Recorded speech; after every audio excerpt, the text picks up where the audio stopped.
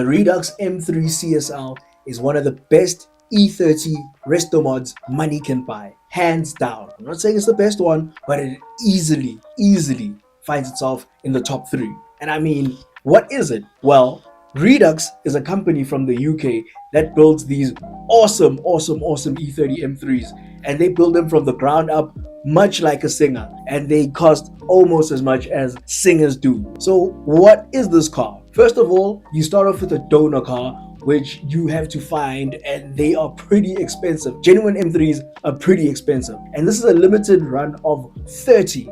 Only 30 are going to be made. Each of these cars is stripped to its bare metal, and it is re-engineered. More structural rigidity is added to bring it to the future. The original M3 handled well for its time when it first came out, but in today's time they feel way softer than they did back then, because every other car now has better suspension, better everything. So this car, more than anything, is just bringing the E30 chassis and the driving experience into the new, I don't know what century this is, man. I just don't care.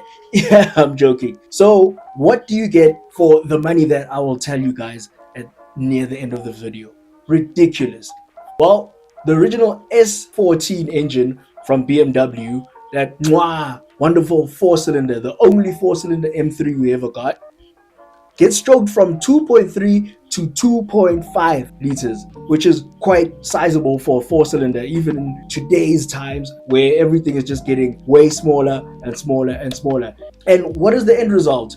With all the mods they've done to refresh the engine and with the extra capacity, the car makes 224 kilowatts, which is 300 horsepower. The same as the 3-liter M3 of back in the day. That is quite an awesome amount of power, and that's naturally aspirated. Here's the thing about the Redux M3. There's 2 versions of it. You can get it in naturally aspirated form or in the powerful, for its size, turbo engine. So they will strap a turbo to this very engine and it'll make over 390 horsepower, which is around 289 kilowatts in a car that weighs 1,150 kilograms. Now, what's included in the turbo package is that the turbo gets a 6-speed manual instead of the 5-speed manual that you get in the naturally aspirated one, and also the suspension in both cars is heavily re-engineered. Bespoke Bilstein dampers, custom bushes, alongside upgraded AP slotted steel brakes. So this thing really stops as well as it goes. And it being lightweight is probably one of the most rewarding, one of the most engaging. You know, when people say, oh, cars aren't engaging. If you've never driven 8 cars from the 90s, 80s, early 2000s, you don't understand what someone says. Like, you feel everything. You feel as part of the car. Around the corners, you feel more in tune with the car. You know where the wheels are, what everything else is doing. That is what engaging is.